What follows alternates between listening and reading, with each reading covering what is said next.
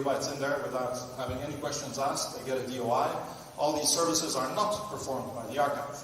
And I think, actually, your attitude illustrates for me one of the problems within physics, because I think physicists always have the arrogant attitude that they're ahead of the curve in all the kind of open access and transformation business for publishing, because the archive has been around for so long.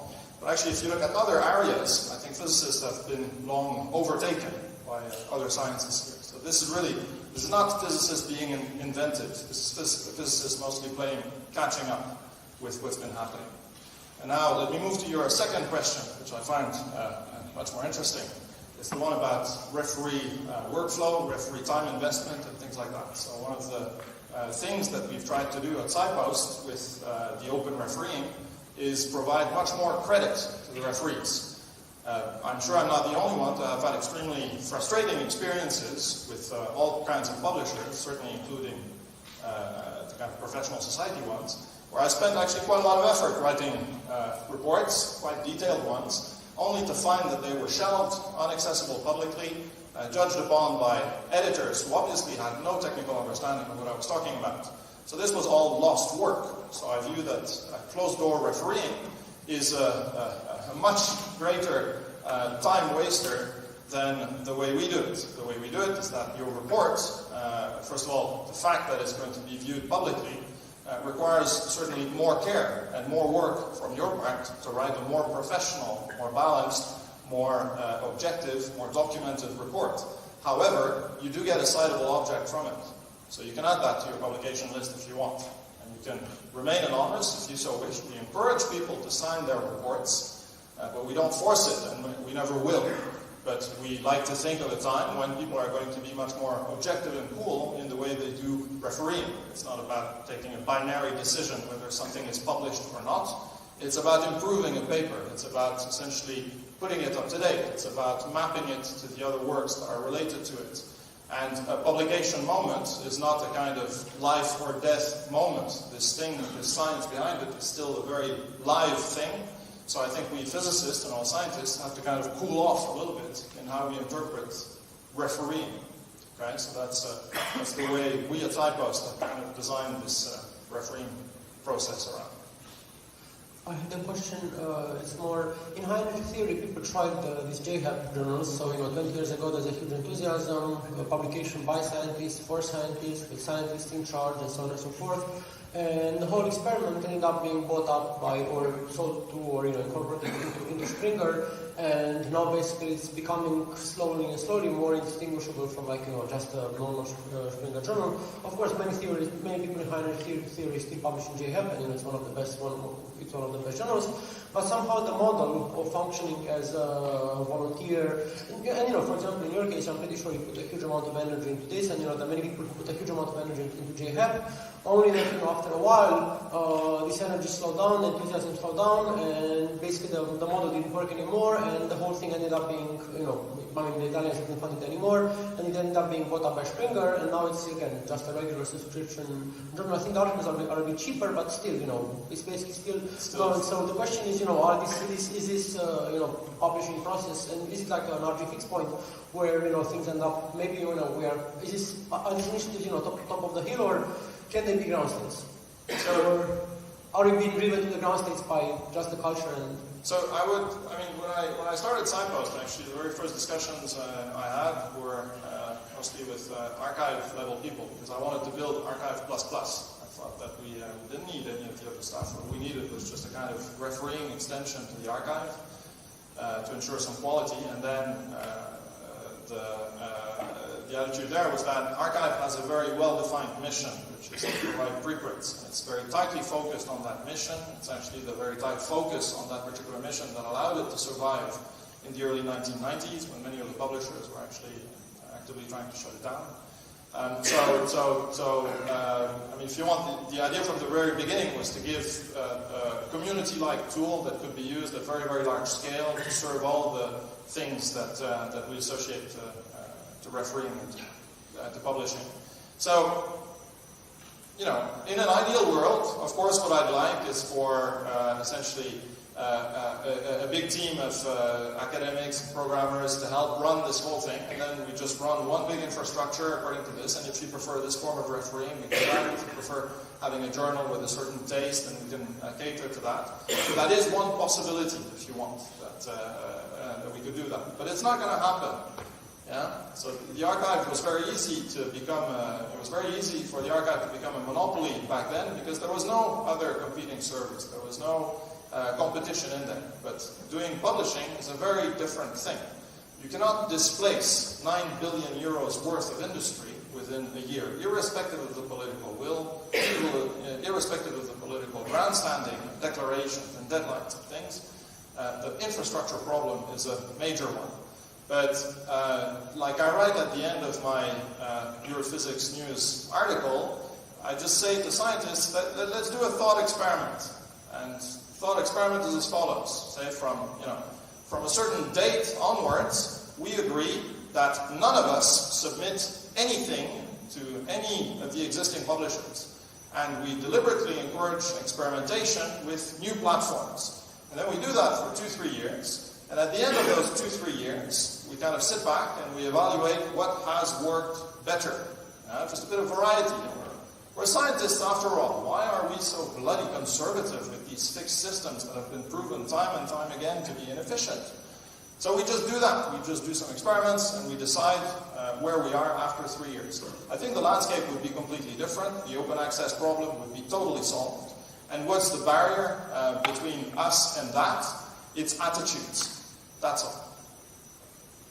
So as far as the future is concerned, what we're doing at Signpost, we're getting the infrastructure, we're making it possible. If people take it up, then it's great. If people don't take it up, that's also fine. I've got nothing to lose. My salary is not dependent on it. The salary of just a couple of people are dependent on it, but we'll certainly keep operating on large scale. So the onus is on you. You don't want it, don't use it. And you want to keep using the old systems, do. It's fine. It's your decision. Try to be rational and objective about it. And please think about it and inform yourselves.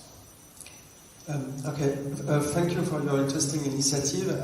I had a question about the scope, and in fact, I'm still trying among my colleagues to publish to big journals because of interdisciplinarity, actually. Many people are publishing still in PhysRev, and that's fine. Sometimes when we are between, I don't know, physics and biology or physics and something else, you have troubles publishing in very specialized journals, so the PNAS, Nature, Family journals, etc. are actually good places when you can publish in it, of course. So what is your, I checked quickly your website, signpost.org.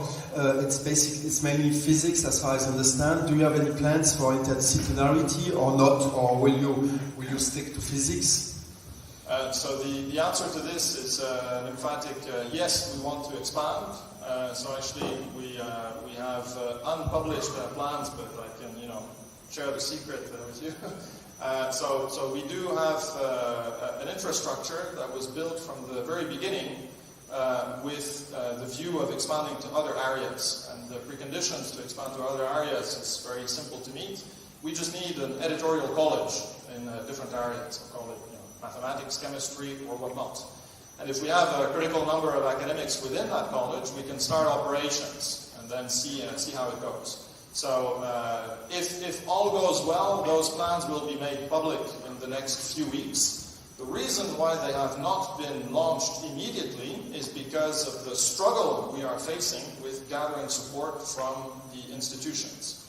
If we had firmer commitments and taps on the back from the universities, their associations, and the funding agencies that, yes, they will support this, they like this, they recognize that they can save a heck of a lot of money with this. If we had more concrete promises from these institutions, we would have done that long ago. So we're ready to go, but at the moment, I do have to maintain a minimum of 4 or 5 hours of sleep per day, and I cannot run a full large-scale infrastructure for all the sciences before I get the funding. So it's part of the frustrations that I have with Signpost, the slowness with which institutional support is being gathered. At the beginning, I was talking to many of these funding agencies and stuff, and they said, fantastic idea, great, run it for physics as a pilot, and then when it's running, we can talk again, and then we'll support you. Now it's running for physics, and we're talking again, and they ask me for an integrated solution for all the sciences.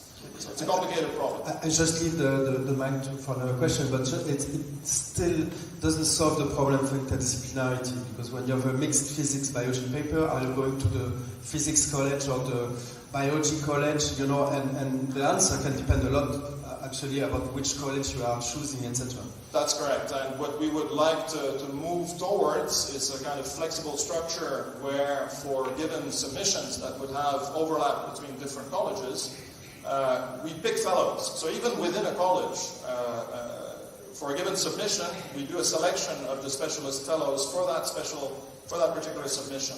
So if you had an interdisciplinary submission, we could make a selection out of a number of different colleges for the evaluation. So we've thought about that as well, and we also tailor the future journal titles to make this possible.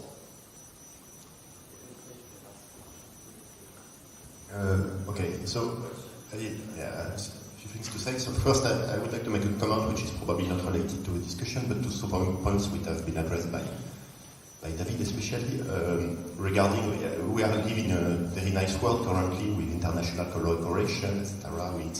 We can go to the US as free as we can, but I'm too young to know that, but I think in the past it was not the case anymore. It was not always the case because of the Iron Curtain, and now there is some uncertainty for the future that maybe there will be a new wall between Europe and the US, maybe in the future, or whatever, we don't know. So in that situation, I'm very happy I know on which side of the wall I will be in the future. For me, it's very clear. So it's important that my data or my papers are on the same side of the wall as me, and for me it's clear that I want them to be in France and not in the US, so that's why I don't put my data in Dropbox. And I'm happy to have a copy of my paper in HAL, because I know it will be with me. Okay, so I'm closing this comment. Another comment which is more related is that I'm very happy about the open access movement.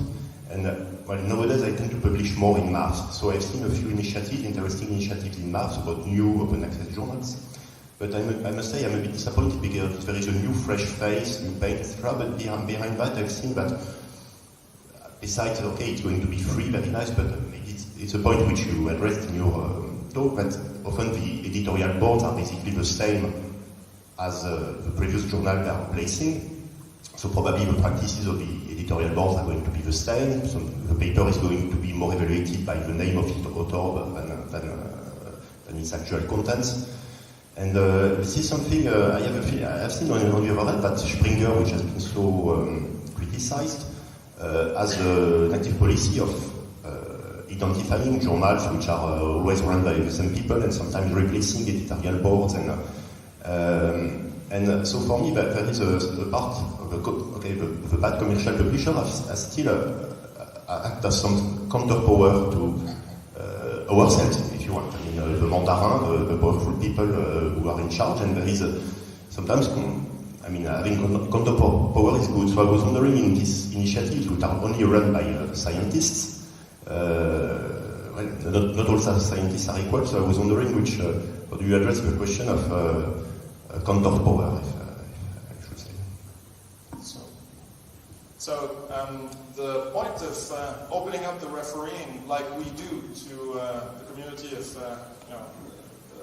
registered contributors, we call them, so people who are actually professionally active in science, is partly to balance that off. So the worry that you have essentially about editorial power of kind of team of named editors that run a particular journal in a particular way.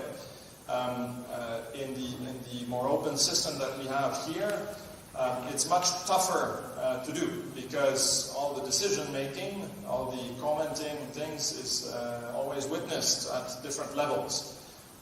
So we hope that in comparison to closed-door editorial processes where single editors are empowered to take decisions, that our system is going to dilute this problem quite substantially.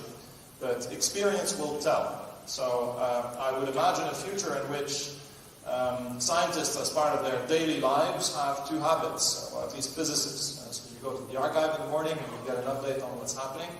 and you go on to SciPost and you see what's being talked about, and if you happen to know something about it, if you have an opinion about it, good or bad, or if you have some factual information of importance, you also just do it. You don't have to write a 30-page report. It can be a one paragraph where you make a comment about a certain thing, and this is already sufficient. So given more participation from the community for these things, I would imagine that the problem you're referring to would at least evolve into something smoother. Maybe other problems, but at least that particular one would be more addressed.